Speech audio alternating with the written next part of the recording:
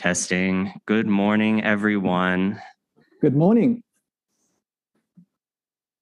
If you are here, you are going to be listening to presentations for part of the panel titled Toward a Both and Semiotics of Intersectionality, Raciolinguistics Beyond White Settler Situations. Just a brief note for anyone who is following along in the printed PDF, the order has changed from what was in the printed program, and one of our panelists also recently had to withdraw, so we'll have a shorter program today. We will not be having a presentation from our final panelist, Margarita, Huayhua. Also, Vincent, Pak, and Mie Hiramoto will be our first presenters of the day. They'll basically just switch places with me. My name is Josh Babcock. I will now be going fourth in the order. So if you are here to see either of our presentations, they will be happening in a different order than what was at least printed. It's correct online, but I did want to flag that in case anyone was hoping to just catch one presentation. We have a very full agenda for today, so I'm excited to just kick things off. We will actually have Vincent and Mie presenting a paper titled Sticky Raciolinguistics, the Reproduction of Racial Categorization in Chinese Privilege, and they'll be joining us virtually. Vincent?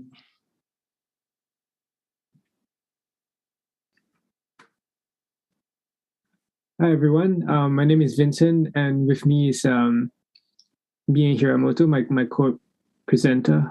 So she'll be starting first. So go ahead, Mie.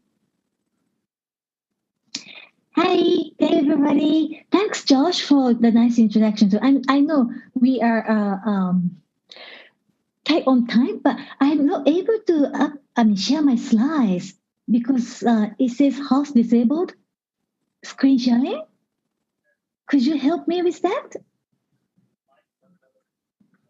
Hi, Mie, thank you. We are working on it. The tech team here is the host for the meeting, so they are adding you now. Thanks for this note. Oh, no. I'm sorry. I should have tested this earlier, but it's very nice to see you. Nice to see you as well. Thank you. Do you want to try and test it now? Okay, one moment, please. All right.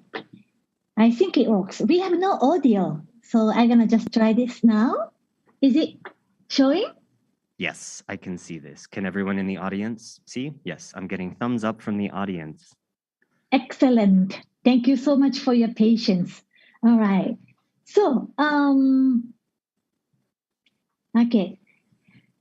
Hi again, everybody. My name is Mie, and I'll be presenting with Vincent on this topic today. We'll discuss our study on Singapore's latest political concerns over multiracial harmony. The title of our presentation is Sticky Raciolinguistics, the reproduction of racial categorization in Chinese privilege. The Southeast Asian island nation of Singapore, a former British colony, has adopted a distinctive policy to manage the interest of its diverse population. Crucially, the state tries to maintain the status of 4 official racial groups: Chinese, Malay, Indian, and others, widely known as CMIO, under the racial harmony policy. This simplified policy disguises a complex reality of the relationship between racial groups. In this presentation, we explore the recent buzzword, Chinese privilege, which has been circulating in Singapore in recent years. But before we move on to the findings, we present some related contexts. Today, Singapore is a multi-ethnic city-state. When the British first arrived in 1819, the population was almost entirely Malay. But this changed quickly with the arrival of migrants from southern part of China and also British India. Long story short, the proportions of major ethnic groups in Singapore haven't changed much over the past century or so.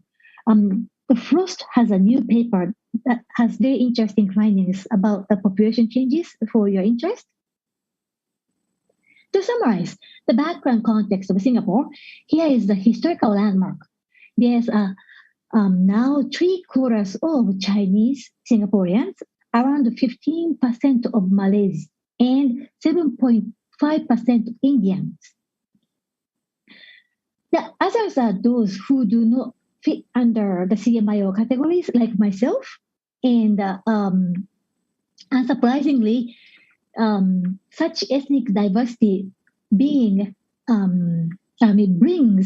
with its cultural and linguistic diversities to our everyday lives. Singapore political or politically correct affairs always orient around the CMIO framework. In Onsworth, it works as a system of racial categorization that is essentially an administrative tool to manage policies surrounding race. So if you have a school, how many percent of people for the public schools, you have to be slotted into these categories. Public housing quotas go by these two. So this is what all means. Puru Shotnam also recognizes the CMIO framework as a commonly used aspect of everyday life knowledge.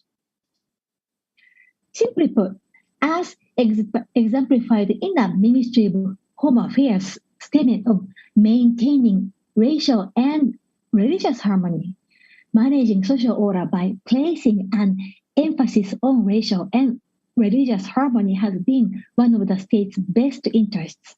And there's penal code placed here, 298A, to ensure harmony, peace, and security in a multiracial, multireligious society. Despite the fact that the racial harmony policy has been largely respected by citizens for over the course of years, there has been some disturbances in the past. For example, there was a civil conflict between the Malay and Chinese communities in 1964. More recently, just 2019, as reported by my co-presenter, his fantastic paper that everybody should read, 2021, there has been the state's intervention in handling high-profile social media posts that was deemed racist. The bilingual language policy assigns heritage languages to Singaporean children according to their race. Thus, heritage language is almost always tied to citizens' racial categorizations, with some exceptions, but this is a default model. When we apply concept of Chinese privilege into the current Singaporean context, things are not straightforward. That is, this idea only applies to Chinese Singaporeans and not other Chinese people. For example, the paper that I wrote with some of my friends, we reported on cases where some Chinese Singaporeans were demonstrating xenophobic behaviors towards immigrant workers from China. In short, to borrow Ahmad's words, Chinese privilege evoke sticky affects that it is not an instance of either Chinese or not Chinese, but more of a both racism and nationalism surrounding politics of Chineseness in Singapore. Now I'll hand it over to Vincent. So I'll speak a little about the origins of the term Chinese privilege. One of the first understandings of Chinese privilege was given by Sangeeta Tanapau, who is a Singaporean activist of South Asian descent. She speaks of Chinese privilege as the unearned power that the system confers by virtue of your race alone, as a set of institutional benefits with greater access to power and resources and opportunity. So these advantages are, of course, available to Chinese Singaporeans only. And we see some similarities between Tanapau's understanding and Peggy McIntosh's original definition of white privilege as an invisible package of unearned assets. So early understandings of Chinese privilege could be seen as rather derivative of white privilege, where privilege is accorded along racial lines. Next slide. Only in the past few years has Chinese privilege percolated academia, along with the contentious nature of the term. So Zaina and Abdullah from 2019 used Chinese privilege as a concept to understand political activity in Singapore at the parliamentary level. And they argue that Chinese privilege does exist in Singaporean politics, even if it's not the same as racism. Goh and Chong in the following year published a rejoinder in the same journal that criticized Zainal and Abdullah for their uncritical decontextualization of Chinese privilege and called the term ahistorical and delocalized. In other words, Goh and Chong disagreed with the usefulness of Chinese privilege as a concept, since Singapore does not share the same racial history as the US, and that its position as a post-colonial state is not accounted for in Chinese privilege. Next slide. But what do Singaporeans think of Chinese privilege? We looked at data from social media to get a sense of how Chinese privilege is understood by the public in recent years. And we have categorized them into a few aspects. So the first one is Chinese privilege as structural or representational inequality. The excerpt at the top of the slide features an interview with a Malay Muslim Singaporean speaking about her experience of having to keep her head down and work harder to be taken seriously.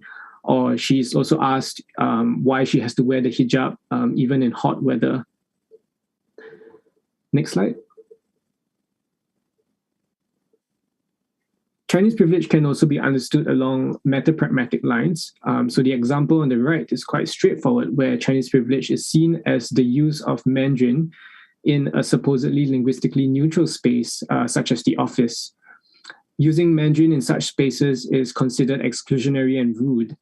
The example on the left, however, requires a bit more unpacking.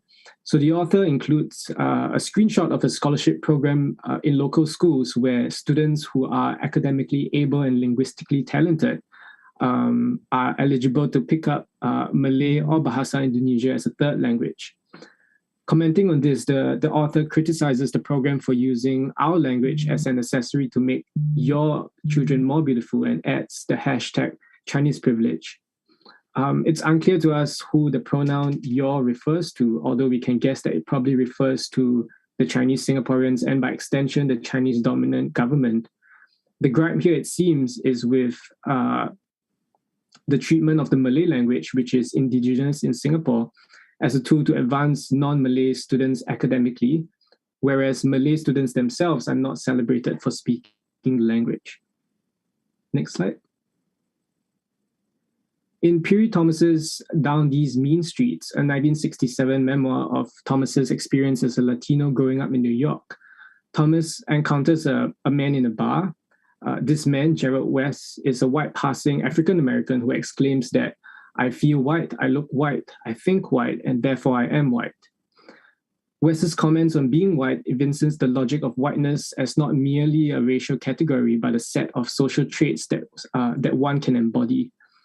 Haney Lopez from 1996, who draws from Thomas's novel, makes the same observation that while there is no physical basis to race, it does not mean that race is fictive. Rather, it materializes in the realm of social beliefs. In other words, whiteness is inhabitable. Next slide. In Rosa and Florence's influential work on racial linguistic ideologies, they write of whiteness as a historical and contemporary subject position that can be situationally inhabited by both individuals recognized as white and non-white. So here lies the distinction between whiteness in North American thought and Chineseness in the Singaporean context. Chineseness through the lens of Chinese privilege is not treated as a subject position that can be assumed by those racialized as non-Chinese. Chinese privilege assumes race as an ontological category that privilege is eminent in those racialized as Chinese. And of course, this is a rather dangerous line of thought because it precisely reproduces the violence of the state's insistence on racial categorization as a mode of organizing its citizens. Next slide. English language TV channels are perceived, again, as a neutral, non-racial space where racialized Singaporeans are linguistically equal together to each other.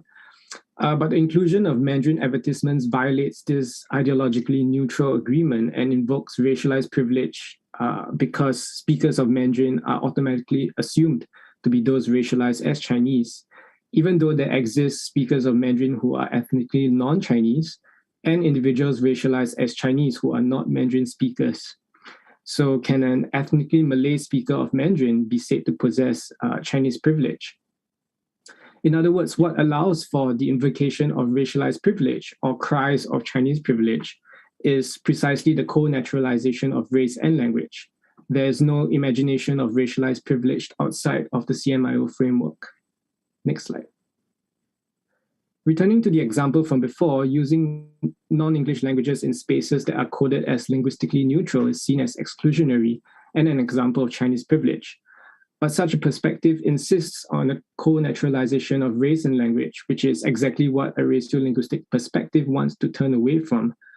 If the language that one speaks is directly linked to his or her race, then it's worth asking where exactly does Chineseness reside?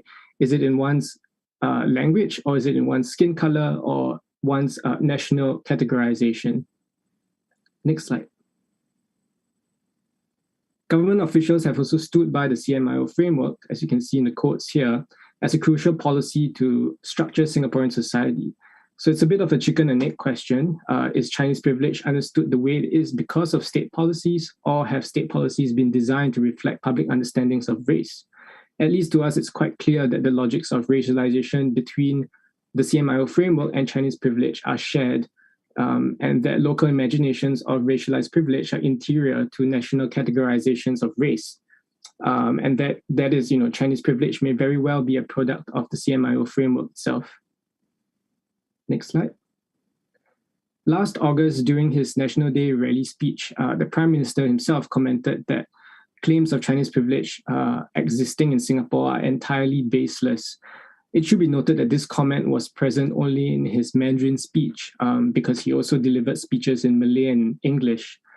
The reactions to this comment were, for the most part, of frustration and anger. As you can see on the slides, many were quick to point out the optics of such a comment, that the Prime Minister himself was ethnically Chinese, that his comment was made in Mandarin, and denials of racialized privilege were expected from someone who benefits from that very privilege. You also see similarities drawn between Singapore and the global north, with white privilege being invoked as a comparative example. Metonymic materializations of racial inequality, systemic racism, and everyday race-based discrimination are made possible through the understanding of Chinese privilege as a hermeneutic that reproduces the same processes of racialization and racial categorization applied at the national level. Chinese privilege works as a metonym for racism, for inequality, for microaggressions, because it assumes the same logic that undergirds the CMIO framework, that believes behaviors and practices are yoked to one's racial category. Next slide. In Ahmed's work on affect, she introduces the concept of stickiness, which she understands as an effect of surfacing, as an effect of the histories of contact between bodies, objects, and signs. Something is sticky because of what it has come in contact with, and this something will go on to pick up other objects along the way. In our presentation, we have identified both ratiolinguistic ideologies and the concept of Chinese privilege as sticky objects, because they have both traveled across space and time and evolved in their meanings and how they're understood. While Chinese privilege has been derived from white privilege, it does differ in some ways, such as whether the Chinese in Chinese privilege can be an assumable subject position. Chinese privilege has also been locally configured to become metonymic of many race-based issues, such as systemic racism, racial inequality, and everyday race-based discrimination. So where did these meanings come from, and how might they change in the future? Next slide. We've shown how understandings of Chinese privilege are not only polysemic, but this polysemy is sticky. The polysemy of Chinese privilege is an effect of existing colonial ideologies. The usage of Chinese privilege shows us how ideas of race and racialization and whiteness and privilege have traveled across continents. It shows us where and who these ideas have come in contact with and the impressions it has left behind. The stickiness of Chinese privilege is evidence of how race and racialization and race-language co-naturalization has been shaped by decades and centuries of race thought originating in the global north, such that post-colonial configurations of anti-racism, which Chinese privilege was always intended to be part of, continue to implicitly reproduce logics of colonial racial categorization. We're not sure anyone really knows what Chinese privilege means or stands for, or if Singaporeans can even agree on a definition. We know that it's a hermeneutic, it's a sense-making framework for race-related issues in Singapore, but its stickiness means that it will continue to pick up objects as it travels.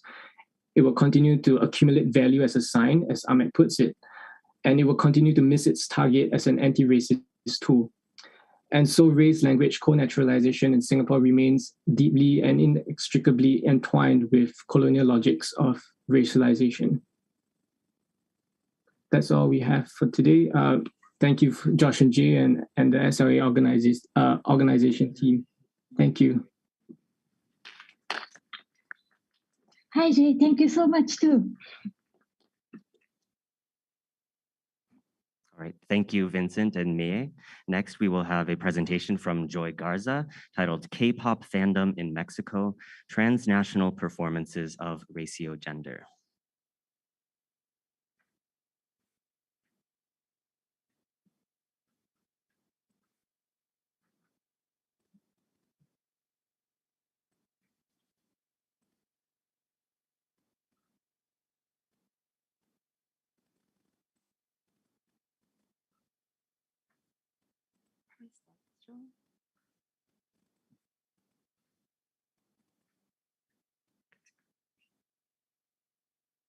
Also, hi Mie, good to see you virtually.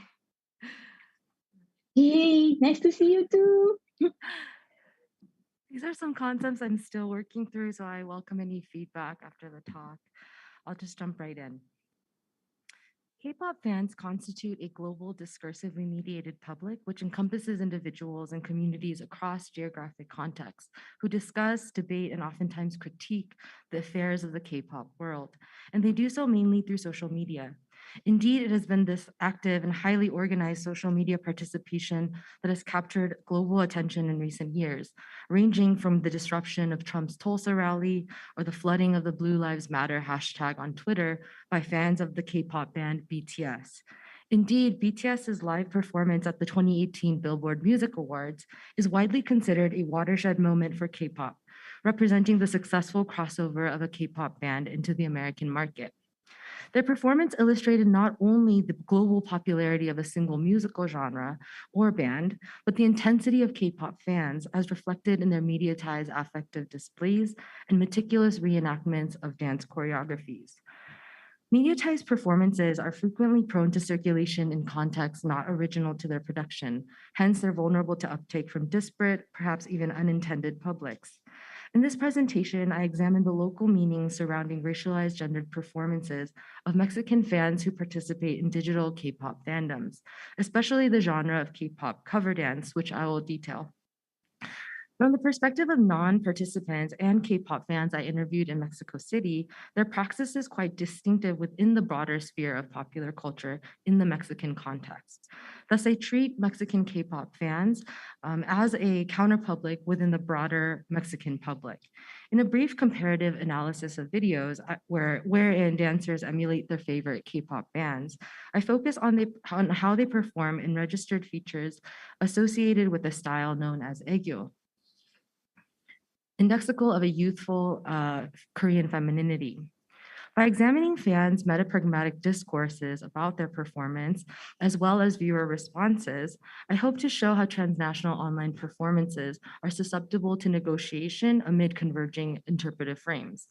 Rather than read fan practices as determined by the consumer's influence of K-pop, or as conscious acts of appropriation that reproduce facile notions of power and agency, I argue that their performances constitute socioculturally specific contestations of personhood and power. More specifically, I examine how citational acts of appropriation open up possibilities for queer performance by some K-pop fans. As theorists of citationality have argued, citational acts can proliferate indexical meaning, thus enhancing their performative power. And I'm interested in this sort of newer meaning that proliferates from citational performance. The data I present today come from face-to-face and online ethnographic fieldwork I've conducted in Mexico with K-pop fans since 2016. I'll be focusing on one group of such fans, a dance group called Guys' Generation, which is an explicit homage to the K-pop girl band Girls' Generation, one of the most successful bands of the genre. And the dance group was founded in 2010. The membership fluctuates from 2 to 9 members, and they are still active as a cover dance group.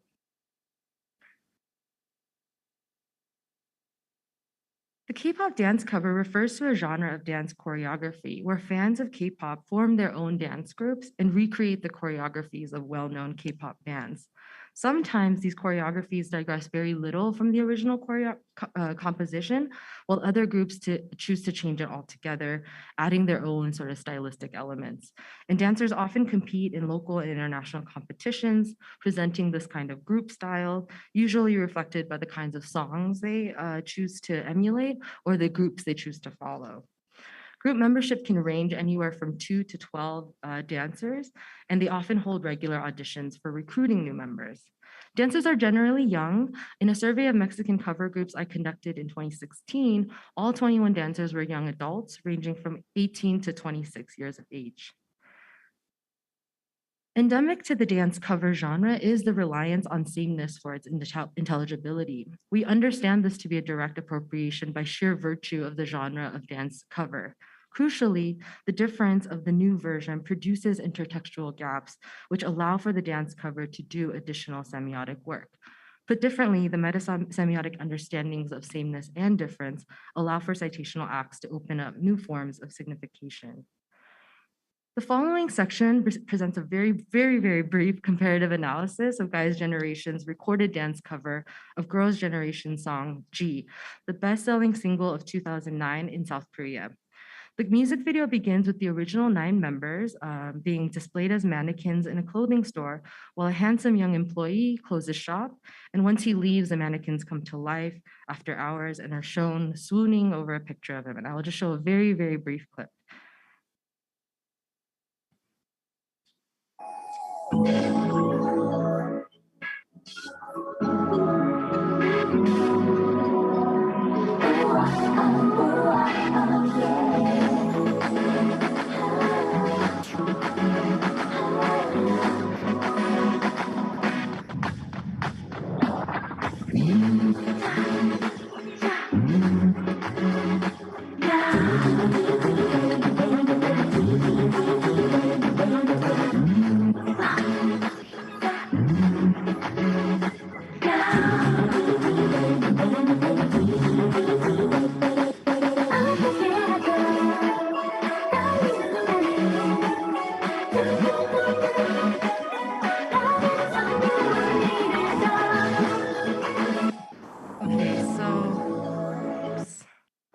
I know the lyrics didn't come all the way through, but actually we're going to focus on the embodiment, so it works out.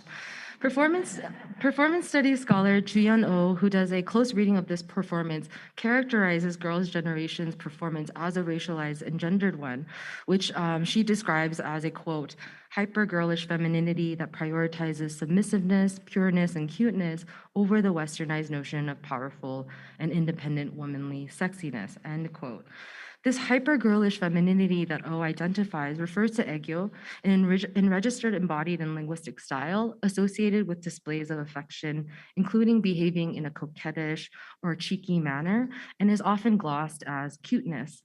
Several linguistic features have been identified for aegyo, including nasality of segments that are usually non-nasal, rising-falling intonation at prosodic boundaries, gendered lexical terms such as oppa, and infantile sounds. I have also frequently observed the use of higher pitch and the use of rhetorical questions that index helplessness, such as 어떻게 하죠, which is found repeatedly in the G chorus. Aegyo can be performed bodily through facial expressions and gestures, such as shrugs, nods, and movements that generally iconize smallness. Cuteness becomes indexically linked with childlikeness, thus linking the performance of aegyo with youthfulness.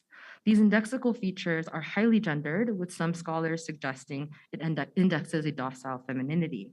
Others have argued that despite its associations with childlikeness, that the performance of aegyo can be agentive insofar as women persuasively assert their desires through the use of the register. For time and space constraints, I won't go into a close reading of this video, but we'll just briefly underscore that K-pop scholars have characterized the embodiment in this performance as reifying broader Korean societal gender norms by presenting constrained feminine bodies, both spatially and in terms of the choreography choices. There's of course also the affective performance of unrequited heterosexual desire, as instantiated by the feigning of sadness and swooning over the store owner. So by presenting the members of Girls' Generation as innocent, naive, and helplessly in love, the G music video captures many of the indexical associations of a kind of youthful femininity associated with aegyo. While aegyo femininity is but one type of many forms of feminine performance in South Korea at large and in K-pop bands' repertoires, it is an unregistered style that becomes associated with K-pop bands, probably due to the intimacy that's produced between fans and K-pop idols or K-pop members through public affective performances. Because of its markedness in the Mexican context, aegyo is frequently commented on by K-pop fans. There are even entire YouTube videos dedicated to how to perform aegyo, and the style leaks into other modes of offline performance as well, as you can see in these photos. So what are Mexican youth, specifically young men, accomplishing then when they perform these dances in their local context? In their rendition, the members of Guy's Generation aim for an exact replica of the original choreography. In mimetic fashion, these young men restrict their movements, especially notable in the hands, leg shuffle, hip movements. And the performance, of course, is expectedly saturated with aegyo, including the tilting of the head, winks, and coquettish looks. As is common in K-pop dance cover, each dancer's embodiment of a different Girls' Generation persona minimizes the intersemiotic gaps between their dance performance and the original. In so doing, the citational semiotics of the dance performance proliferates new indexical meaning, not necessarily associated with the original choreography, indexical meaning which becomes susceptible to interpretation by multiple publics. Dancers' metapragmatic discourse on their dance praxis reveals that they're not totally aware of their performance of aegyo as a racialized register. In fact, the lead choreographer and founding member of Guy's Generation, Tonyo, describes how he in fact does not like performances of aegyo and prefers sexier choreography. Here, Tonyo is describing K-pop groups who most visibly and consistently perform aegyo. Despite the group's early dedication to covering only songs by Girls' Generation, Tonyo does not consider Girls' Generation to be a group that performs aegyo, which is counter to the scholarship on K-pop of this time period and Girls' Generation's performances in particular. He explicitly frames aegyo ideologically as an undesirable way of performing femininity. Tonyo's lengthened vowels in lines 5 and 6 iconizes childlikeness and perhaps absurdity with the very register he disprefers and indirectly indexes a rejection of cute, childlike, docile femininity. Instead, he later expresses his preference for an overtly sexy choreography, preferring an embodied expression of sensuality and sexuality, which he later divulges is not well accepted in the Mexican context. For his undergraduate thesis, Tonyo critically reflects on his own performances of what he calls amateur dance. He writes, and I'll read the English translation here, El baile, my way of approximating the feminine is through dance. That is through el baile. La danza is an art in which what a man should do and what a woman should do are very clearly defined without allowing for doubts or other possibilities. These critical reflections demonstrate dancers' awareness of the markedness of their performance in their local context and underscores the impact of the genre on their own identity formations. Dance here is not merely a pastime or profession, it's much more consequential. Dance acts as a way to approximate femininity, which is unfathomable in everyday life. Tonyo distinguishes el baile from la danza, delineating the former as being more liberating and danza as being much more prescriptive vis-a-vis gender norms. I interpret Tonyo's articulation of el baile as phenomenologically feminine and hence empowering. Insofar as gender is performative, Tonyo's reflection shows that the expression of non-normative gender has an outlet in the form of dance performance. Guy's Generation citation of K-pop in a mediatized and hence transnational arena leaves their performances open to varied responses from members of disparate publics, ranging from gleeful fan support to trans and homophobic comments online. While most comments from viewers tend to be quite positive, the following queerphobic comments remind the dancers that their performance is marked in their local context. I won't be reading these aloud, so please feel free to look away at the next slide. While the following comments are from Facebook and YouTube, the use of Mexican slang, such as pinche and padre, suggests commenters share the same Mexican nationality. The meta-pragmatic discourses from Guy's generation and from viewer uptake reveal that the performance of gender is salient, while that of race is not. In other words, young Mexican men's embodiment of ego becomes marked as a way to do femininity and not as a cross-racial performance. The homophobic and indeed the transphobic comments here highlight the ideological mismatch between gendered choreography and quote unquote appropriate bodily comportment. In these comments, the members of Guy's generation are not only interpolated as gendered subjects, but unruly ones who traverse the realm of indexical femininity. These comments function to regiment circulating ideologies around proper embodied habitus for young Mexican men. In performances of ego specifically, racial crossing is camouflaged because gender transgression is much more salient due to the intense stigmatization of transgressing masculinity as a cisgender man in the Mexican context. So you have one frame of interpretation, that of the Mexican K-pop counterpublic, including K-pop fans and dancers themselves, clashing with that of the broader public. The result is a clash of indexical ground. What is deemed acceptable diverge in these metasemiotic frames. Put plainly, K-pop fans may perform race and gender through K-pop dance. Interpretants only see gender transgression. The performance of gender is noticed and criticized, while that of race is not. And I'll end there. Thank you so much.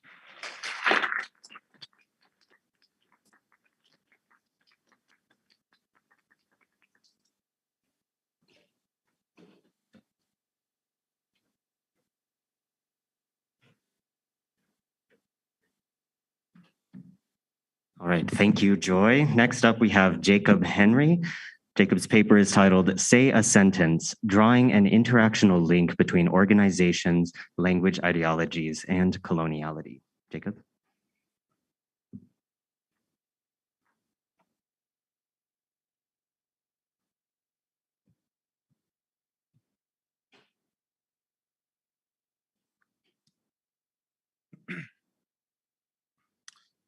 Thank you, Josh. So hello, everyone. Again, my name is Jacob Henry. It's glad to see so many familiar faces here. You might have seen me as tech supporter on the conference, but I am actually presenting here. Again, my paper is entitled Say a Sentence, Drawing an Interaction Link Between Organizations, Language Ideology, and Coloniality. And to preface this, within this project, I'm kind of seeking to bridge a gap between two distinct bodies of literature, that being linguistic anthropology and organizational communication, otherwise called org-com, which I see as two distinct but not entirely dissimilar bodies of work that talk about the power of language and how that forms communities or organizations. In bridging this gap, I specifically seek to interrogate the language ideologies that are present within an interaction that was captured in a somewhat viral Instagram video from early last year. This video takes place in a cafe in Islamabad, Pakistan, and is between two cafe owners and the manager of their cafe, and is essentially a language policing incident in which the two owners chastise or bully their manager for not speaking what they see to be adequate English. My title, Say a Sentence, actually comes from specifically a line in the interaction that I found to be particularly striking, where one of the owners says to the manager in this Instagram video, could you please speak to everyone in English and say a sentence? I found that to be just very striking, as it is a clear kind of command that the manager is being interpolated into this performance to speak English correctly for this digital audience. So to go a little bit more into the framework that I'm drawing with the org-com and ling-anth literature, I'm looking specifically at things that occur within an interaction. Now, organizational communication has a lot of different theories and a lot of different threads that people are sometimes putting against each other and competing, something that I'm sure is entirely unfamiliar to all of us in ling-anth. Specifically, I'm drawing on approaches within CCO, or communication as constitutive of organizations. This is a big thing within something called the Montreal School in org-com, which is generally led by Francois Corin and his colleagues. And within that approach, they conceptualize any kind of communication that is considered organizational as creating the organization in which it is supposed to take place. This includes things like documents, memos, emails, etc.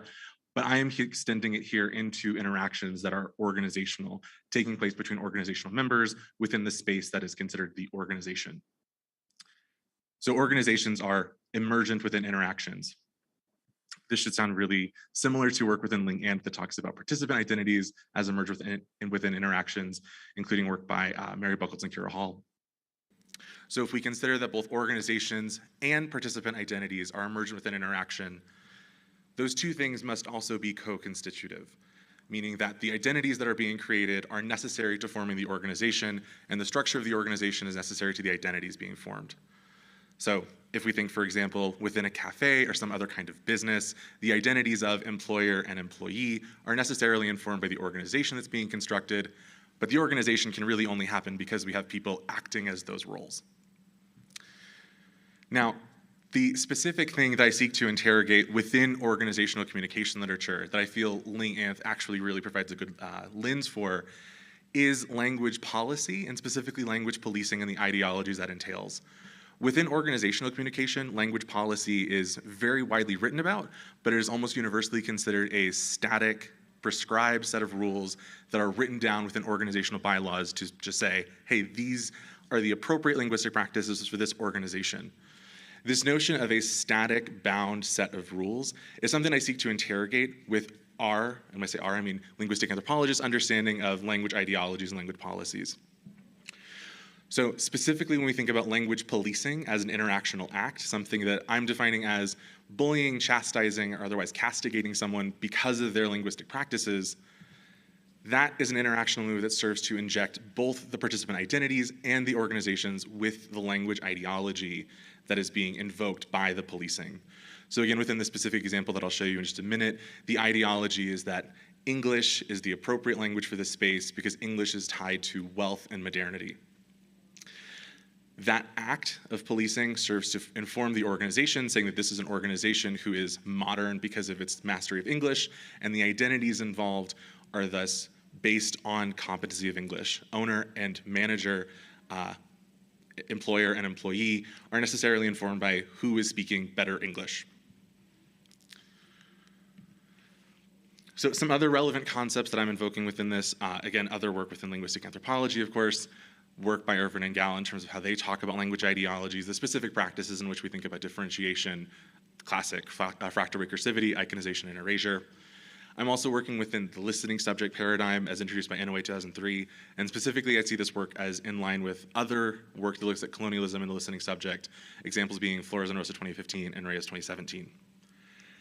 In kind of critically interrogating the policies and the ideologies that are invoked within this interaction, I'm looking at it with a lens informed by work on decolonialism and decoloniality, specifically Quijano 2007 and Minolo 2007, pieces that both draw a very strong link between what we see as modernity or performing modernity and coloniality, classic logics of colonialism.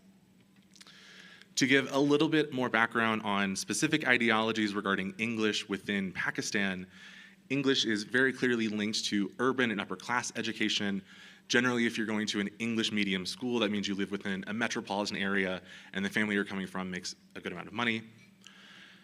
That corresponds to ideologies that see English as necessary for white-collar jobs. Within positions that don't even strictly require speaking English in the day-to-day, there are expectations and requirements that you perform English to an expected level to actually receive the position. And all of this is within a system that nationally doesn't have a very strong language curricula. Within Pakistan, there are not very clear national guidelines on what languages should be taught, how should they be taught, and what are the requirements that we should hold students to. This leads to a culture, or a situation rather, where the curricula in different schools is clearly different and often draws on very pragmatic, what do these students need to know within their local contexts.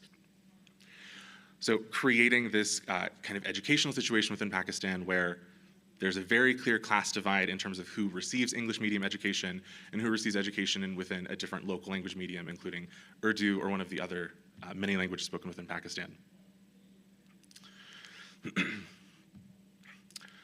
So in trying to kind of tease out this connection between org, common, ling, anth, I do have a specific interaction that I mentioned that is, again, between an owner, two owners, and a cafe manager within Islamabad, Pakistan. This video that I'll show in just a second was posted to the cafe's official Instagram account as a kind of peek behind the scenes. Here's what our staff are like, and here's the fun, witty banter we have with them. I organized this interaction using methods from conversation analysis to really kind of get at the nitty-gritty details of what was going on within this interaction. And as you'll see in my transcriptions, these are all classic Jeffersonian conventions. To really kind of understand specifically the posting practices of this organization, I looked at other Instagram posts using multimodal discourse analysis to understand what are the traditional things that they normally post, what are they usually trying to get across with these Instagram posts, which I see all of them as organizational texts, being texts that, again, are from the organization, but help construct the organization within their production. Within this presentation, I have included one of those posts, which is an apology post. Notice the quotes around apology, just to kind of give a more ethnographic feel to what they were conceiving this as, and to show the audience reaction to their quote-unquote apology. Several of the other posts that I analyzed that I'm not presenting here were very classic advertisements, pictures of food, coupons, various different things to have the audience, the digital consumers, brought in and engaged with by this organization. Just to give a little more context on the cafe itself, the name again is Cannoli by Cafe Sol. As the name might imply, they specialize in Italian food. They also have a lot of other Western staples, including burgers, pizzas, etc. So it is a cafe that brands itself as kind of cosmopolitan. Here's all of these world foods that we have. And their Instagram posts are almost universally in English. So I am going to show the full interaction. It is about 1.5 minutes. When I've shown this video to other people, they have found it to be quite distressing. So if this is something that you find upsetting, please feel free to leave the room and you can come back in a minute or two.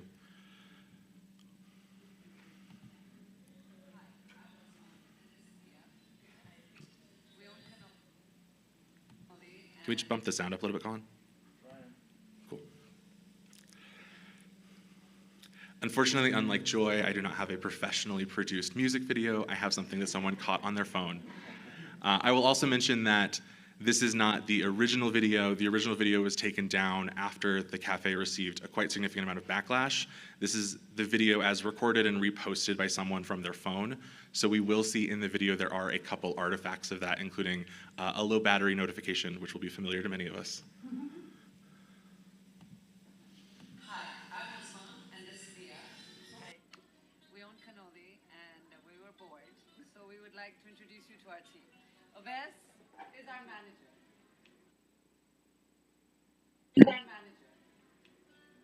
Hi. Good. Dia, would you like to ask him a few questions? Oves, how long have you been working for us? I think last 9 years. 9 years. Yeah. Oves was one of our first hires when we opened Cafe Sol. Yes. And how many classes have you taken for English? I think 3. 3. 3 years, you mean? No. 3 whole courses. 6 months, 1 class. 6 months, Yeah. 1 class. Yes. So a year and a half. So a year and a half you've Yes. studied English. Yes. So could you please speak to everyone in English and say a sentence? Introduce yourself. Hi, my name is Awais Afaf, and I job their manager. And that's it. Shabash. So this is our manager who's been with us for 9 years. This is the beautiful English. We just This is thought what we paid for. this is at a very good salary, mind you. Thank you. Yes, that was fun to have to transcribe all of that. So this is clearly a very extreme case of people reproducing logics of colonialism by valuing English. But I do want to break down the interaction a little bit more because it's a little bit more nuanced than just saying English good. So I've taken out of my transcript 2 specific excerpts that I want to show. The first one being the full excerpt that I showed before where we have say a sentence. This excerpt to me really showcases the complete performative aspect of this. Again, this is something that was posted to the official Instagram page of this cafe and was clearly designed to kind of engage audience members, show them the friendly side of the cafe and the playful relationship between the owner and the owners and the manager. And we can see that in specifically how all of the participants orient to the camera, the digital audience. Usma, one of the owners, in lines 33 and 34 says, "So could you please speak to the camera, say to everyone in English, and say a sentence." Now, the interesting thing here is that up to this point, as we just saw, Aves was speaking in English. The entire first half of this communication about how long he had studied English, how long he'd worked for the cafe, was done in English. But Usma is reframing everything up to that point as not actually saying a sentence. So now he has to perform for this audience and say something in English. So we see that the ideology here is that the kind of English that Aves speaks is not real English. It's not the English that Usma wants him to be able to speak. In lines 39 through 41, Aves introduces himself, and we can see that there's a continually shifting eye gaze. So he is either aware or unsure of if this performance is for both the owners who are there and this digital audience. He is aware that he is being graded, he is being monitored for how well he speaks English within this organizational context. And finally, in using lines 36 and 44, the other owner, Dia, invokes a specific frame that we see a lot within language instruction. That frame being prompt, response, evaluation. Wang and Waring talk about this a lot within CA lenses looking at education. We see in line 36 that Dia is saying, "Introduce yourself." In lines 39 to 41, Aves follows the prompt. And in line 44, Dia says shabash, which is Hindi Urdu for well done or kudos.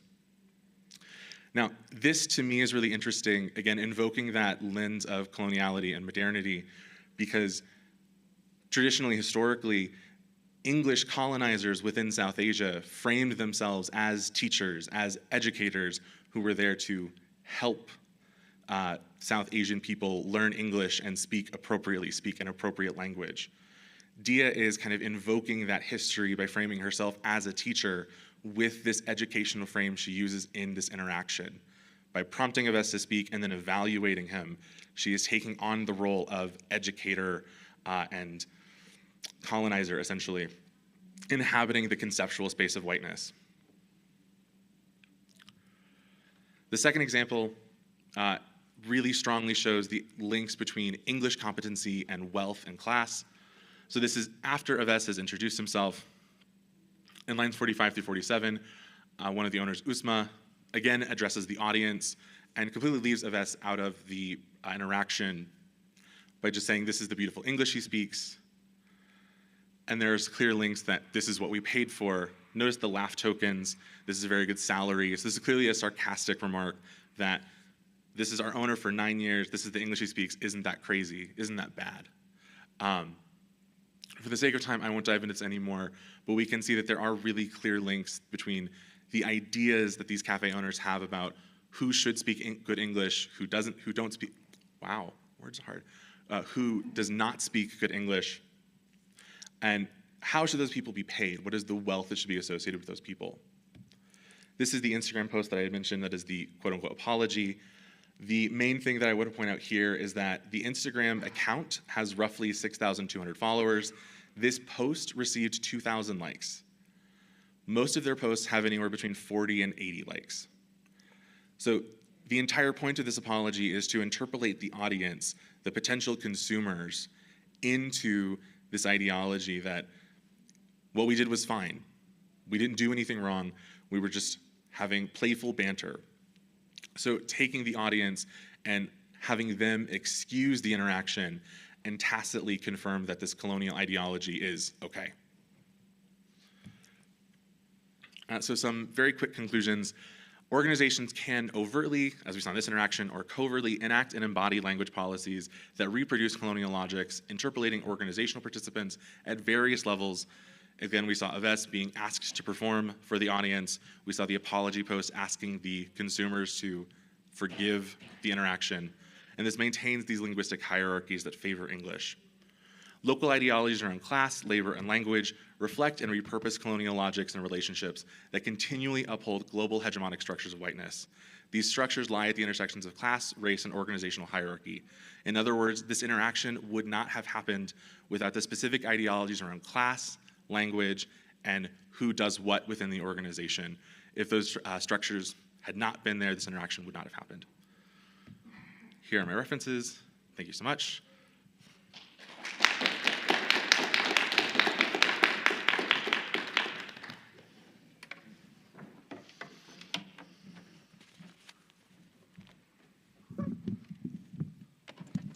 All right, thank you, Jacob. While we swap out devices for the next presentation, I also just want to say on the topic of labor, thank you for all of your incredible work. Jacob Henry, Triple Threat. Also to Rebecca Lee, and I saw Maureen Koss in here earlier, but just to all of the graduate students who have been pouring an incredible amount of thankless labor into putting this conference on. I always say graduate students are not the future of the subdiscipline, they are the now. So thank you, and I'm just very grateful for everything you've been doing.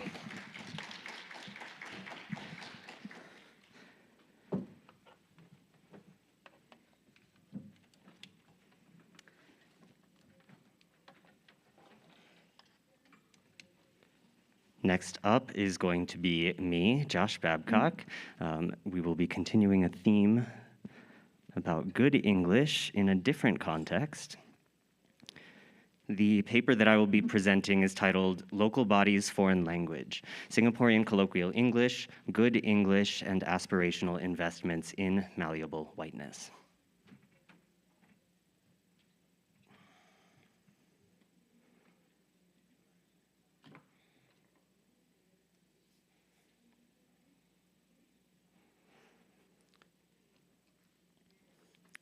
This presentation describes how orientations toward good English in Singapore position the category as a variety, and position the variety as the linguistic patrimony and mother tongue of a Caucasian raciolinguistic community.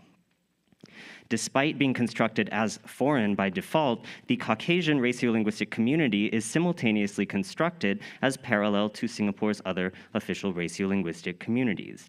It's a group that is seen in ideological perspective to possess English in the same way that the rest of Singapore's official races possess their mother tongues.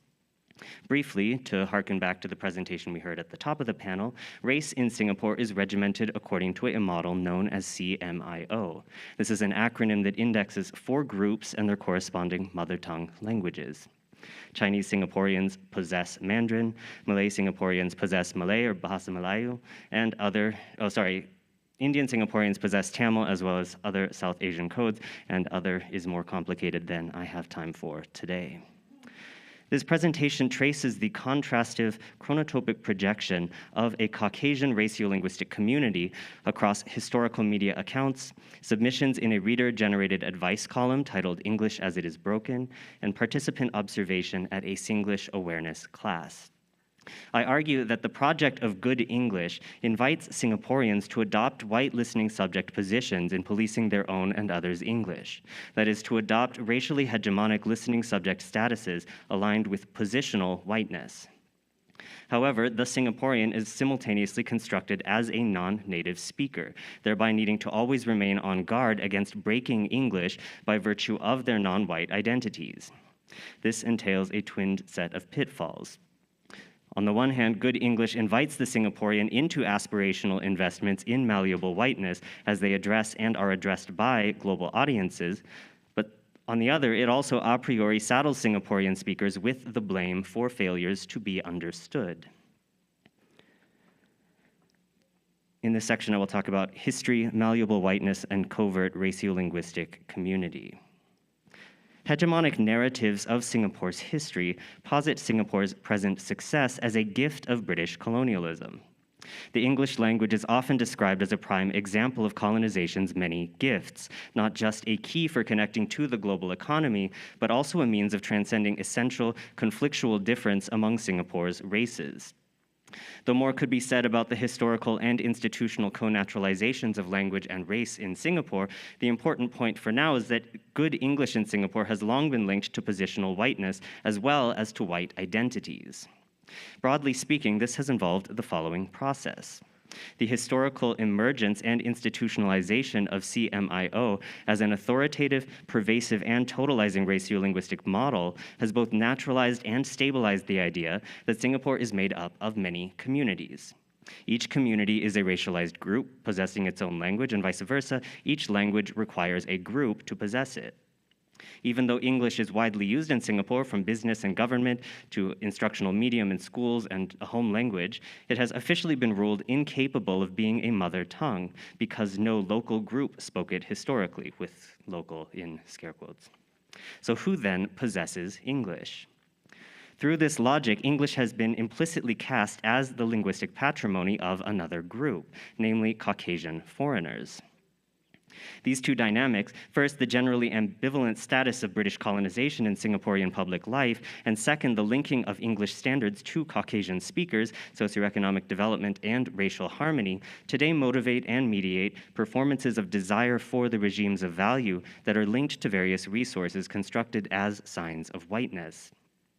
This gets laminated onto a contrast between good English as the embodied patrimony of a Caucasian raciolinguistic community, and Singlish, or Singaporean colloquial English, as bad or broken English that is emblematic of Singaporeans' non-native speaker status. I describe these as aspirational investments as opposed to possessive investments, in that individuals recruited to the project of good English do not claim in the process to be white, but rather seek to gain access to the social, cultural, and economic privileges linked to whiteness as an imagined superordinate structural position in a hierarchy of raciolinguistic being. Because totalizing projects are never total, aspirational investments in whiteness get performed in ways that are adaptable or malleable to suit the demands of multiple, constantly shifting goals. In this next section, I will talk about anticipating the foreign listener in English as it is broken. I'll turn to the weekly advice column titled English as It Is Broken, which is where I take the section heading from. The column participated in the public construction of Singlish as a language or as language during a particularly intensive period of public awareness building and debate over the category's status from the late 1990s onward.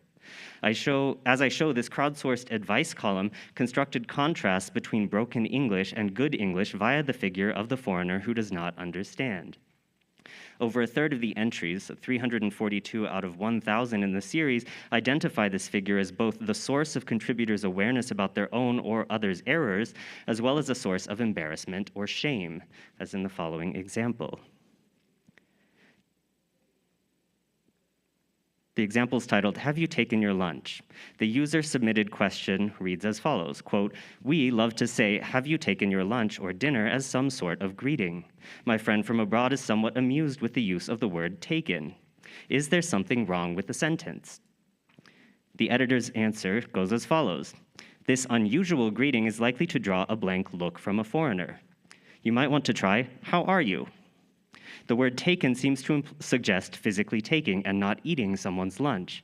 Asking, have you had lunch is clearer." In examples like this one, both the question and answer frame the inquiry acontextually.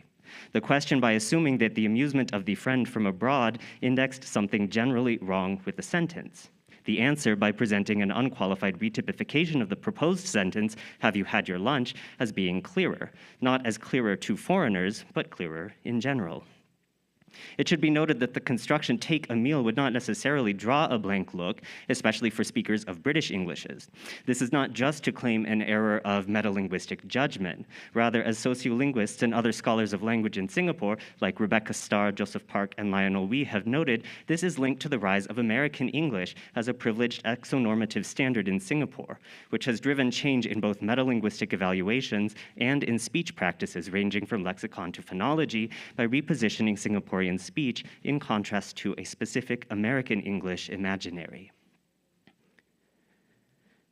In this next section, I will talk about white raciolinguistic chronotopes and knowing the difference.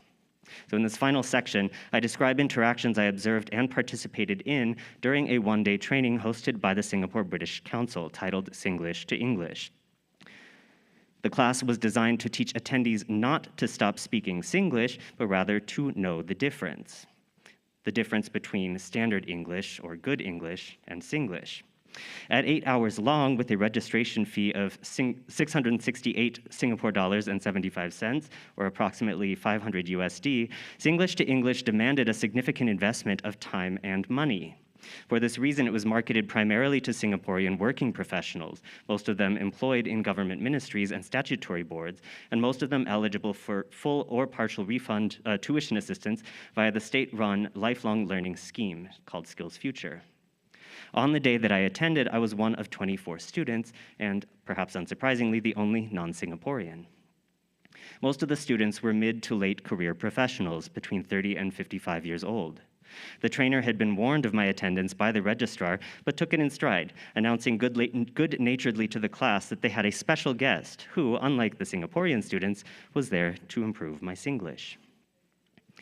As the day progressed, not all of the trainer's lessons were accepted smoothly, and some of the trainer's claims were contested overtly by attendees. This happened during an activity involving 6 sentences framed by a question, quote, "What words would you delete and why?" Each sentence in the section contained a classifier, most of them a calc on Mandarin classifiers. For example, he smokes 10 sticks of cigarettes every day, or he bought 10 pieces of curry puffs. The so-called unnecessary words, so sticks of and pieces of, were to be crossed out by participants. After the class had collectively completed the exercise, one participant raised her hand to object, quote, "For me, the sentences are grammatically correct. They are not Singlish." The trainer replied, "I see your point, but remember that outside Singapore, these words are not used." Here the participant continued to push back. But Singapore is not a white country. If they, white foreigners or people outside Singapore, come here, they should try to understand, correct or not. Carefully measuring their words, the trainer again replied, "Singapore is not a white country, and we do not need to speak like Americans or Brits." I watched as around the room, attendees nodded emphatically and murmured in agreement. The trainer then continued, "But we are very small and very few. So we must make sure that we speak well and can be understood when we communicate with the world." Throughout the day up to and including this incident, attendees generally voiced their answers confidently, and their elicited responses were often interspersed with jokes about how easy the exercises were. This changed during a module titled Recognizing Singlish Vocabulary. The exercise comprised a single page printed with a table in 2 columns, labeled with the headers Singlish on the left and Standard English on the right. When presented with a sentence like the following, quote, "I will revert to you soon," the class attendees responded confidently that revert is Singlish. In Standard English, the sentence would be, "I will reply to you soon," or "I will return something to you soon." This dynamic continued for the first 4 items in the list of 12, until we collectively reached the 5th sentence, quote, "My TV is spoiled. I can't watch the football." Here there was a long collective pause. Finally, one attendee at a table opposite mine ventured that this sentence was correct. Nothing wrong with it. The trainer asked a rhetorical question. "Do you all agree?" This was met by silence, though by a few affirmatively nodding heads. After a pause, the trainer gently disaffirmed. This was, in fact, Singlish. Following this retypification, class participants began peppering the trainer with alternatives without waiting to be called on.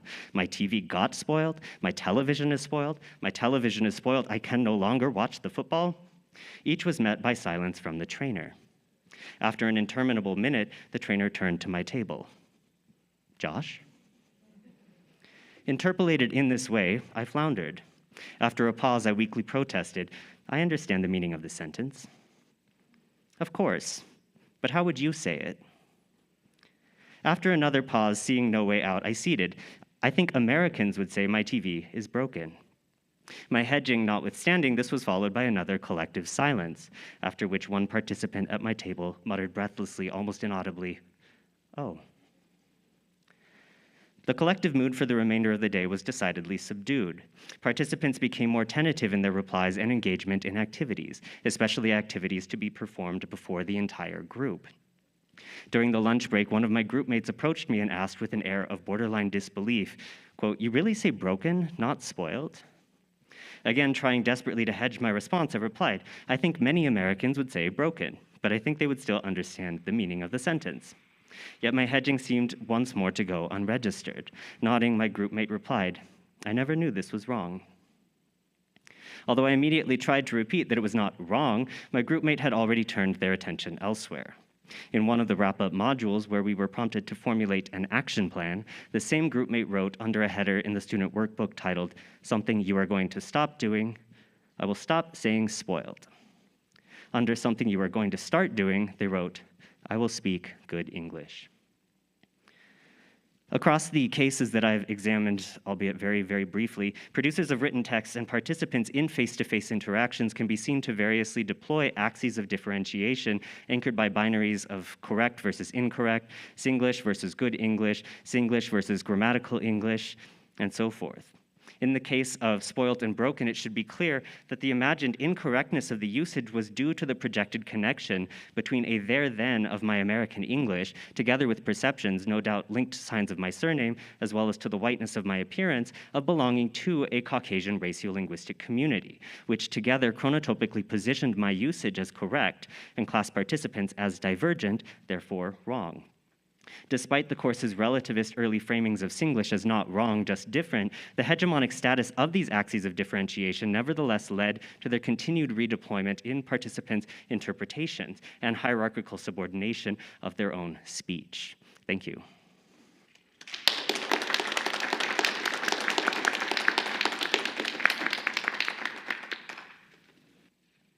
And next up, we have our final presenter for today, a paper from Samantha Stein and Justin Clapp titled "Unpacking Racial Subtext of Communitarian Bioethics, a Semiotic Approach." Samantha? Thank you so much. Josh, do you have my slides up there? Is that correct? Yes, I do. Great, thank you. Do you need me to advance through them for you? Sure, I only have 3. So if you want to just like put the first one up and then you can go to the second, sit down until the end, which is just works cited. Just a couple pictures.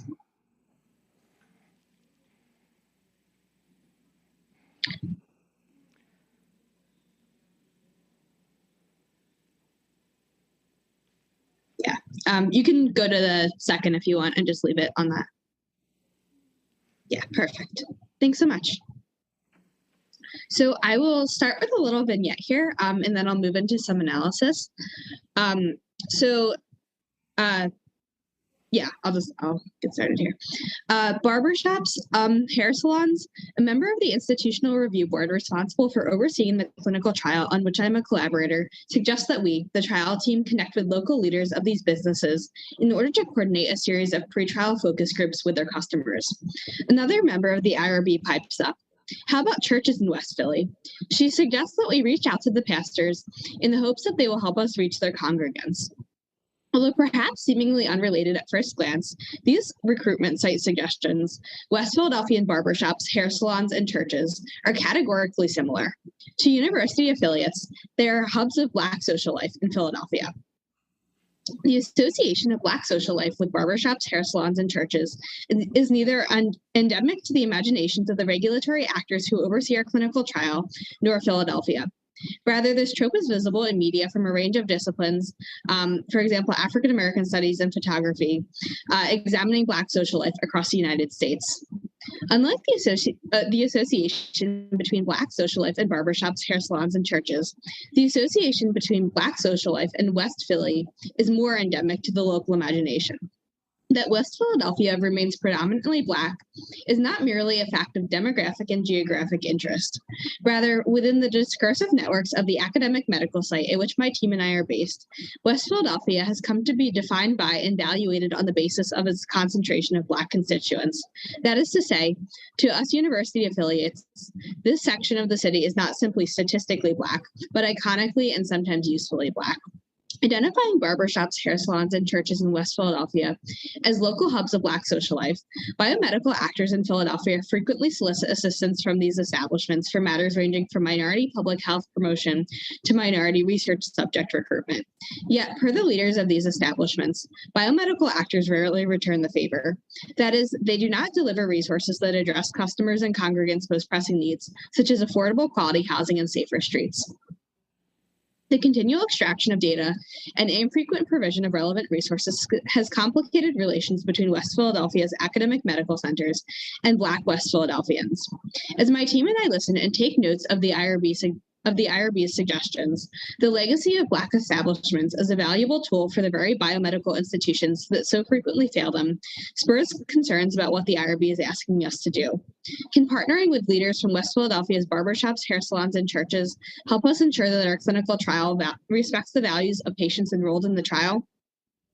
The clinical trial on which I collaborate compares two treatments for in-hospital cardiac arrest, the technical term for when a patient's heart stops in the hospital. Because in-hospital cardiac arrest renders patients incapacitated, and because the success of resuscitation efforts hinges in part on the immediacy of intervention, obtaining informed consent from patients or their surrogates for participation in in-hospital cardiac arrest trials is virtually impossible. Thus, our clinical trial uses the exception from informed consent, or EFIC, regulatory mechanism to waive the federal informed consent requirements ordinarily applicable to research. EFIC allows us to enroll patients in our trial without informed consent once we have satisfied the regulatory mechanism's pretrial requirements. EFIC's most notoriously challenging pretrial requirement is consultation with representatives of the communities in which the clinical investigation will be conducted and from which the subjects will be drawn. Colloquially, this series of engagements through which scientists solicit public feedback about their trials is called community consultation. Investigators are supposed to leverage this feedback to ensure that their trials are relatively respectful of the values of patients who will ultimately be enrolled. They are supposed to do this by modifying their scientific procedures in response to the community consultation feedback. To assume that such modifications might be useful in aligning a trial with participants' values, it must first be accepted that feedback collected through community consultation is generalizable to those who will ultimately be enrolled in the trial.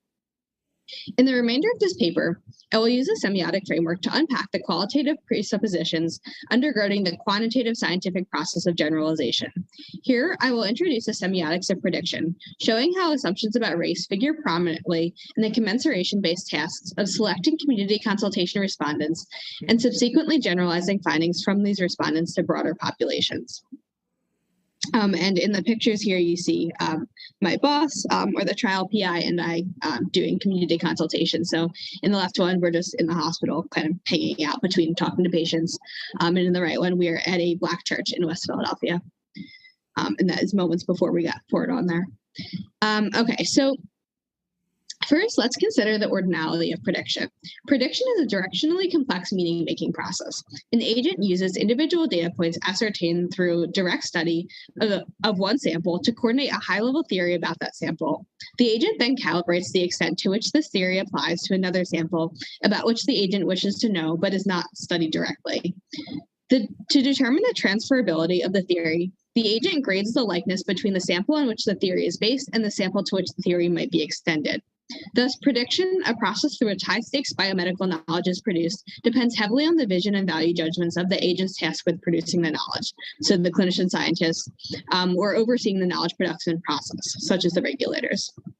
To semiotically speaking, these value judgments act as ordinal catalysts, upshifting and downshifting signs between tokens and types, precipitating parameters for scientific vision. That is, who can be seen in what ways. According to semiotically inclined sociologists Stefan Timmermans and Ido Tavary, who adeptly cut through Peirce's notoriously infelicitous language, a token is an actual and specific thing in the world, and a type is a general set of phenomena. Drawing on ontological terminology posited by linguistic anthropologist Richard Parmentier, we call a move from token to type upshifting, and a move from type to token downshifting. More simply put, whenever someone abstracts, generalizes, or otherwise derives a broader conclusion from a specific instance, they upshift. Downshifting occurs when people personalize or singularize events, actions, and emotions, leading to re-specification of both the situation and themselves. As demonstrated by Timmermans and Tavary in an article wherein they analyze racist encounters, these semiotic concepts are especially useful for appreciating discursive processes in which race figures, given that racial categories are continuously reformulated and applied to make sense of individuals by way of generalization and specification. Since my team's experience, as well as the experiences of other teams, suggests that the community consultation process is often approached in a racialized manner, we will now use these concepts to unpack the discursive semiotic processes through which biomedical research agents go about approaching community consultation in a racialized manner and conclude that doing so is of ethical utility. So let's start by considering the historical conditions through which individuals come to be understood as representatives of collectives. Critical race theorist Carla Holloway asserts that a readily available narrative space grounded in essentializations of the relationship between Black Americans and biomedical institutions is used to make sense of token encounters between Black Americans and biomedical institutions. This narrative space explains token encounters in terms of a broader cultural dogma of Black distrust of biomedical institutions. However, it also situates token encounters in service to such dogma, rendering the dogma resistant to change. Semiotically speaking, there is continual bidirectional shifting between tokens and types within this narrative space. This shifting figures the minority individual, so a Black person, and racial minority collective, a Black population, as fungible. Considering community consultation, Holloway concludes that in American bioethics, race has been a fundamental but shied away from condition for communitarianism. So taboo is an earnest treatment of race in the sense that she terms race the R word. My team's experience supports Holloway's interpretation of community consultation as a communitarian ethics effort to solicit minority voices. But why is such an endeavor so problematic? To discern who from the public to recruit as community consultation respondents, that is, whose perspectives can be generalized to predict the values of patients who will ultimately be enrolled in the EFIC trials, biomedical agents first identify patient characteristics, such as race, geography, and ethnicity, that they believe to be predictive of patient values. These characteristics are then used as stratification criteria for recruiting community consultation respondents from the lay public, so investigators are selecting for race. By virtue of these participants' presence in both the community consultation sample and cohort of patients to be enrolled in the EFIC trial, the samples are understood to be commensurable. That is to say, these characteristics constitute gradable dimensions of likeness between the two samples, permitting the samples to be compared to one another, and when deemed to be similar, for findings from the sample directly studied to be generalized to draw conclusions about the unstudied sample. The practice of identifying value-predictive patient characteristics is one of essentialization, whereby complex intersectional identities are segmented and reduced into categories. A person may be dissected into categories such as race, socioeconomic status, and ethnicity, for example. To perceive a category as productive, we must presume that its parameters allow it to index something unique. So let's take race. To perceive race as a productive category, we must presume that being Black is not merely symbolically different by matter of lexeme from being white, but indexically different by matter of experience. With regards to the parameters of the category Black, we must maintain that if we were to extend the scope of tokens eligible for classification as Black, we would correspondingly need to adjust our notion of what experiences and attributes the category indexes.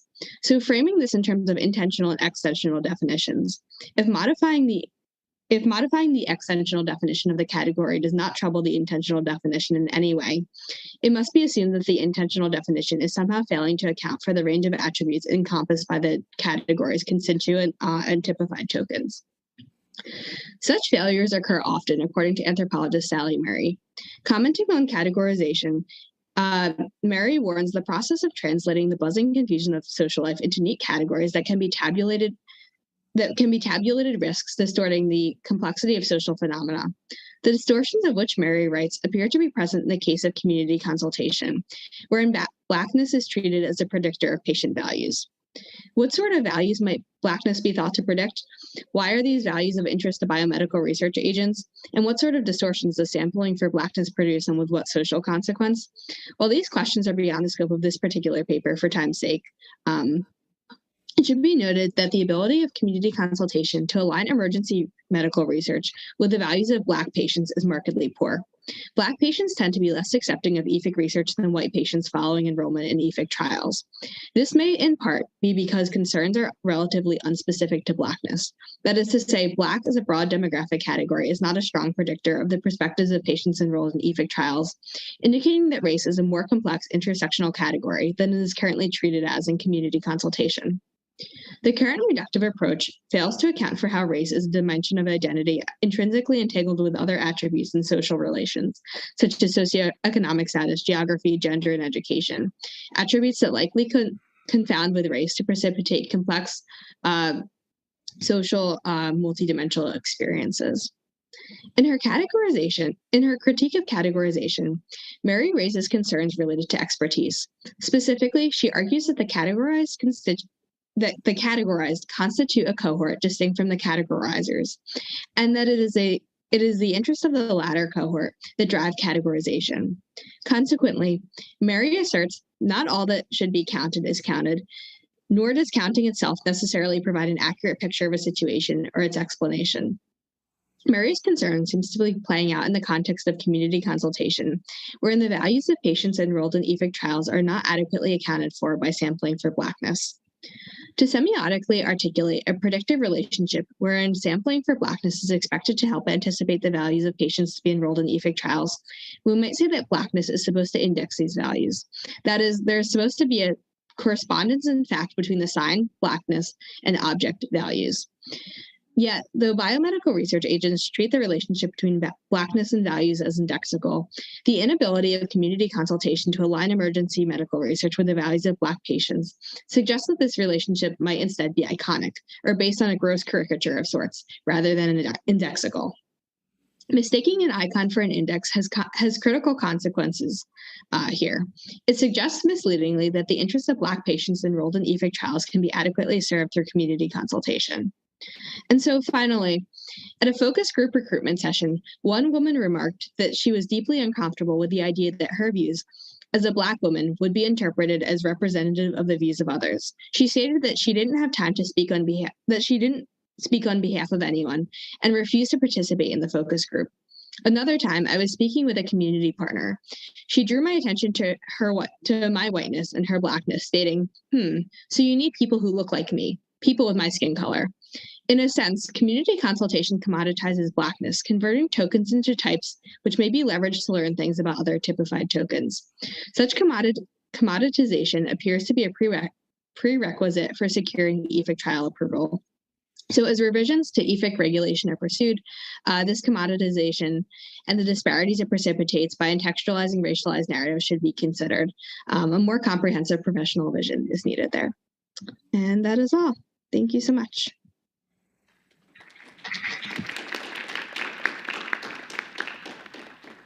All right, thank you, Samantha. We will now turn to our discussant comments from Ke-Schutte, who will be speaking from Zoom.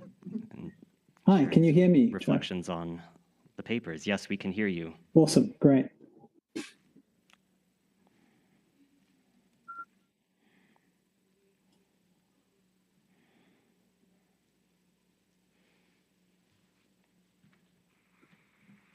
Hi, everyone, and also thank you to the panelists for such articulate interventions. So in undertaking the role of discussant, I wish to reiterate some of the stakes of this panel, as Josh and I initially imagined it, given that we have all managed the rare feat of orienting our discussions to the abstract and general spirit of the panel. This is really fantastic and great, so it gives me great pleasure to do this. I would like to begin with a quote by theoretician poet Audre Lorde. Advocating the mere tolerance of difference is the grossest reformism. It is a total denial of the creative function of difference in our lives. Difference must be not merely tolerated, but seen as a fund of necessary polarities between which our creativity can spark, like a dialectic. Only then does the necessity for interdependency become unthreatening. So in proposing a both and semiotics of intersectionality, our panel responds to recent timely studies of white supremacy, anti-Blackness, settler supremacy, and other oppressive systems undertaken by linguistic anthropologists and other critical scholars of language. Participants in this panel turn our attention towards two pressing concerns that are at stake in the continued theorization of raciolinguistics. First, we insist that the co-naturalization of language and race is flexible and expansive, not reductive, narrow, or epiphenomenal. Second, We situate our projects at what has until now been a point of breakdown in ratiolinguistic discussions by examining and theorizing ratiolinguistic ordering in situations that are reflexively positioned as lying beyond the settler colonial or the white settler colonial. To quote Toni Morrison's incisive analysis from nearly 50 years ago, quote, "The function, the very serious function of racism is distraction. It keeps you from doing your work. It keeps you explaining over and over again your reason for being." These distractions manifest as rank assertions of lack, deficit, underdevelopment, and the like, but they also manifest through deeply normalized routines for performing scholarly rigor. But is this really about race? Is it really about language? Isn't this about class, gender, sexuality, ability, education, citizenship, migration histories, settler status, religion, culture, in fact, anything but race? These questions create a distraction by positing an interchangeability of analytics rather than an interrelationship among vectors of difference and marginalization. Instead of an approach that insists on either or, we begin from the perspective of both and. We ask, how are ratiolinguistic ordering projects manifested in, through, and alongside their co-textual and contextual intersectionalities? This is not to advocate for race or a linguistic plus, an approach that multiplies discrete categories in conjunction, in other words, a siloed approach. Rather, following founding theorists of intersectionality, we acknowledge that intersectional dynamics are experientially and empirically indistinguishable, even if they are analytically specifiable, following Crenshaw and Collins. A both-and semiotics of intersectionality compels us to turn our attention to settings in which whiteness is treated as foreign or outside, residing in the domain of a white, Western, racialized chronotype, yet nevertheless becoming recruitable as an aspirational horizon. We undertake an ethnographic exploration of the both-and semiotics of intersectionality across a range of settings, reflexively cast as outside, beyond, or exempt from the structuring effects of white supremacy, anti-Blackness, and the ratiolinguistic indices through which they are materialized. We extend our semiotic attention beyond things overtly acknowledged as colonial legacies to ask, what is the function of semiotic phenomena and processes whose status as colonial legacies become actively disavowed? How, in light of such disavowals, does English become more than a language and whiteness more than a race, even in the absence of their respective phenotype, purely white bodies and purely English grammars? Much of the ideological engagement with language and race in this panel emerges out of linguistic anthropology, a genealogy that, as with the work of W.E.B. Du Bois, very much entails the project of pragmatist semiotics. From this perspective, no language exists in a vacuum, and every language has a materiality that is never innocent of its destructive political potential in its cultural context. The case with English in this light should be of particular concern to the analyst of ideology, intersectionality, and inequality. Firstly, the space-time which English encompasses at this point in history is considerable. Given not only the technological means that have allowed for its amplified mediation, including nuclear imperialism, mass mediatization, Anglo-medicalization, as well as American information technology and software monopolies throughout the world. Secondly, English has also existed in the context of my colleagues' research settings, hegemonically as the language in relation to which all languages are measured and standardized. As such, English is a volatile vehicle for its non-Western and non-white occupants, indexing a curious contradiction between imperialist nightmares and liberal dreams, themes that frequently emerge in playful Korean, Chinese, and Singaporean narratives about English education's cosmopolitan horizons, or more ambiguously in post-colonial fictions and their interactional reiterations in African, South Asian, and Latin American settings. In the American Academy, English is, of course, frequently framed as just a language. Even second and third language speaking international students struggling frantically to keep up with the popular culture references and shibboleths of their American peers must maintain the performative pretense of English's arbitrariness. These concerns also arise prominently in Joshua Babcock's paper, Local Bodies, Foreign Language, where Singaporean informants deploy axes of differentiation anchored by binaries of correct versus incorrect, Singlish versus good English, and Singlish versus grammatical English. In his ethnography, it is crucial that these axes of differentiation must recruit ideal archetypes of personhood that are preferably projectable onto real persons with real racialized bodies. In Babcock's case, he had to become this very recruited subject position.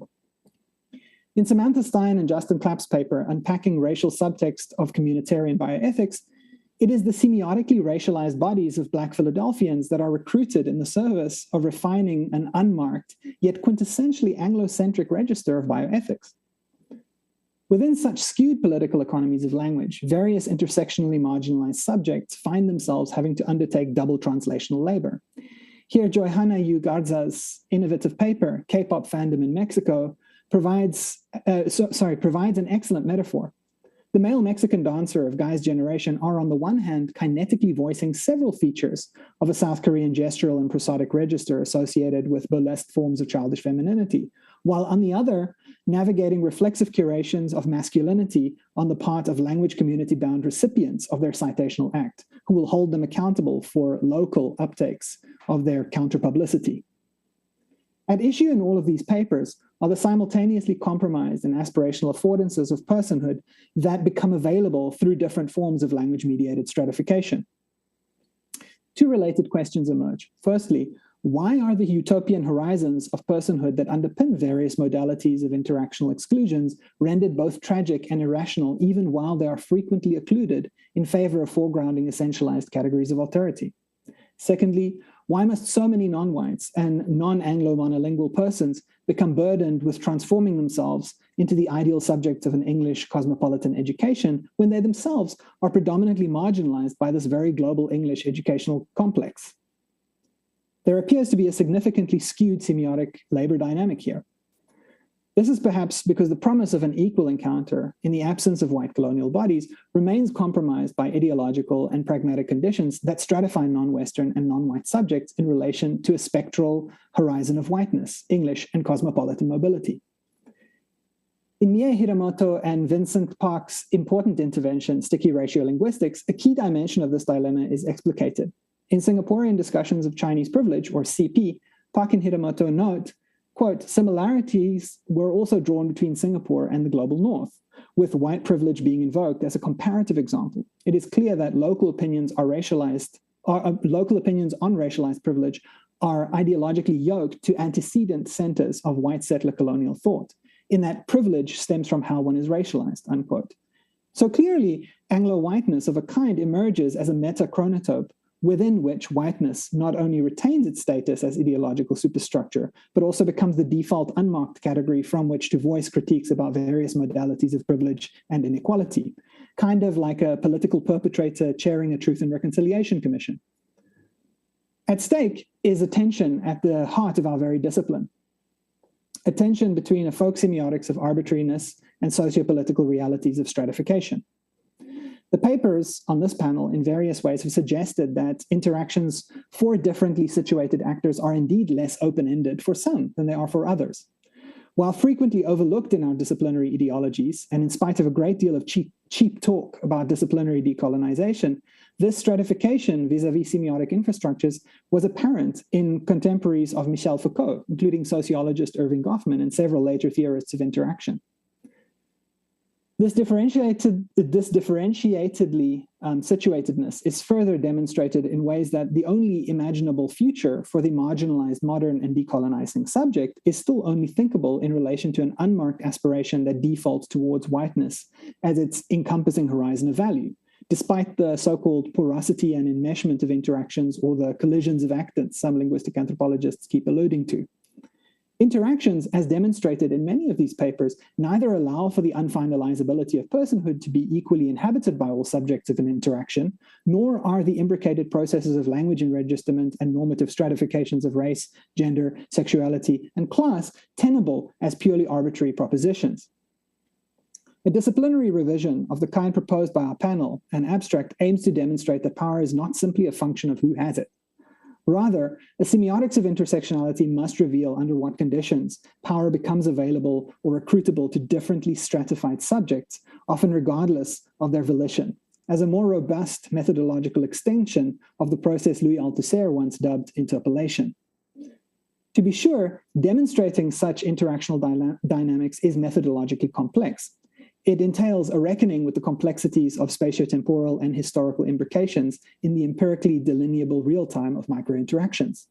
On the one hand, This necessitates a genuine post-colonial revision of ethnographies of language and interaction, where history does not simply emerge in the interactional here and now. On the other, such a methodological revision must also situate interactional insights within dialectical materialist arguments that contextualize contemporary ratiolinguistic and interactional encounters within a transnational history of decolonization, in the ways demonstrated by one of our keynote speakers, Michel de Graaf, on Thursday. The stakes of such historical interactionist recasting are important, since transnational aspirations to a genuinely global common between decolonizing subjects remains a hopeful humanistic horizon in much of the world, despite a tendency toward nihilistic involution within the Western Academy.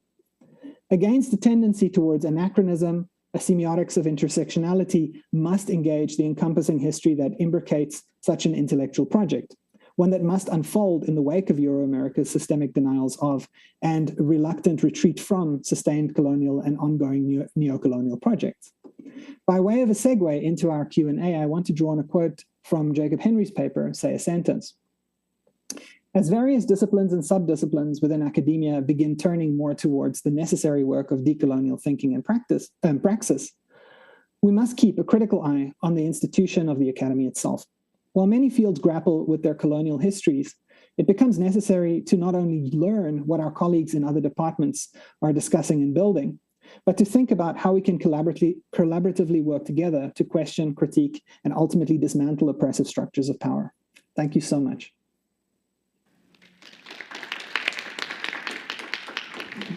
All right, thank you, Jay. Also, I did not mention at the top of this panel, but Jay is my co-organizer for this panel. So thank you for all of the labor that went into putting this whole proceeding together. We have maybe 4 minutes remaining if anyone does have a question. Those in the physical audience are welcomed or encouraged and, in fact, requested respectfully to please ask your questions into the microphone so that our virtual audience is able to hear what it is that you are asking. Also, I would invite Joy to come join us up here if you don't mind, just because you are in person and we can awkwardly sit in a single file row up on stage. Yes, go ahead, please. Feel free to just queue up and question warrants. Hello, thank you so much for this really thought-provoking panel. I have a question for, and I should have brought my notes because I've already forgotten your name, for our piece on Pakistan. Yeah, yes. So, you know, one thing that, sort of thinking with your argument that this is representing a kind of colonialism that's being reimposed through language policing, which absolutely. I also wanted to invite you to think a little bit and maybe brainstorm here about the role of an environment that's richly multilingual rather than monolingual, right? Which is the case for, I assume, urban Islamabad, just as it is in urban India, right? So that this is an environment where these women aren't trying to create an English-only world. They're trying to police a multilingual order.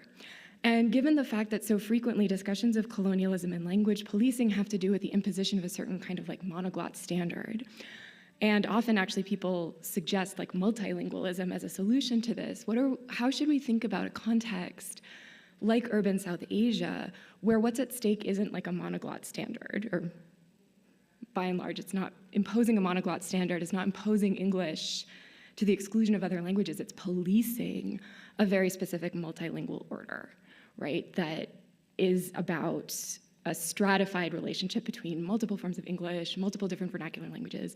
I know that's a lot to hang on one very short and upsetting Instagram video, but you know, how might we think about the role of multilingualism in thinking about colonial and decolonial approaches here? Just to very quickly intervene, in the interest of time, could we have the second questioner please queue up, or whoever else would like to ask a question? We'll stack all the questions together, so feel free to, hello, testing. Feel free to queue up and ask all your questions together, please. Sorry to not let you answer yet. For the presentations, I was very pleasantly surprised about how each piece really dovetailed together with each other to really kind of put together a very expansive and holistic sense of some action items and things to consider on the subject matter. So thank you all. My question is for Dr. Joy Garza. Was really fascinated by how you did, in a sense, a multimodal analysis of content available through YouTube and the presentations and also music videos, but also did some of the work ethnographically by engaging with the guys' generation in person, and basically, and really able to do an embodied analysis while also kind of engaging with some of the interpersonal engagement ethnographically. I wanted to just ask about, or maybe giving you an opportunity to explore about that process of doing both of those things at the same time, engaging with the lived in-person experiences of your research site, while also triangulating that against some multimedia that you had access to. Thank you. Thank you. Yeah, go ahead, please. And so my question is for both of the groups looking at Singapore. I'm going to talk through the mask because of the earrings. And I apologize because I know that this is a very complex thing. But I wanted to know how you think you might go forward, both in terms of thinking about the Chinese privilege and also in thinking about the hierarchy of languages and who is permitted to inhabit the role, the stance of speaker of something with regard to the other, that giant group, and particularly, which is the interest that I have with Southeast Asian migrant workers who may have had access also to English in schools in Thailand or in Malaysia, but who are not Singlish speaking. Yeah, it's a relatively incoherent question, and I know it's a challenge, but I'd like you to say something about where those others then fit in this larger framework that you have provided us. And thank you very much for the work, by the way. This is wonderful. Thank you. So I have a question regarding your guys' research interest in English and formerly colonized country like Pakistan and Singapore. Do you think there's any association with speaking like perfect English and then the hierarchy that is being built by languages like Singlish and also pleasing with certain language? And also I have a question to Mexican K-pop professor, and I'm wondering how do you find your research interest in those very different atmosphere, because I noticed K-pop is now very widespread international, but how do you find your interest in the Mexican population? Thank you. Great. Oh, testing. Thank you all. Do we have to get out of this room quickly? Yes, we need to get out of this room imminently, so we will meet you outside to respond to your questions. Unfortunately, that means that all of our virtual participants are not going to be easily able to share their insights and interact with you directly, but I do appreciate all of these questions. Thank you all for joining us, and I look forward to various interactions going forward from here. Thank you. Thank you so much. Thank you, Josh. Thank you, Jay. Nice to see you. Thank you. Likewise. For those who are in a time zone that allows it on Zoom, you are welcome. I will put you on my laptop and take you out into the whatever that area is right outside, in case Vincent, I don't know if you need to get going because I believe it may be the middle of your day, and Jay, same for you, but would you be interested in staying on for a few minutes? I see nods, maybe. I can't see the screen easily, but it sounds good. I will. Perfect.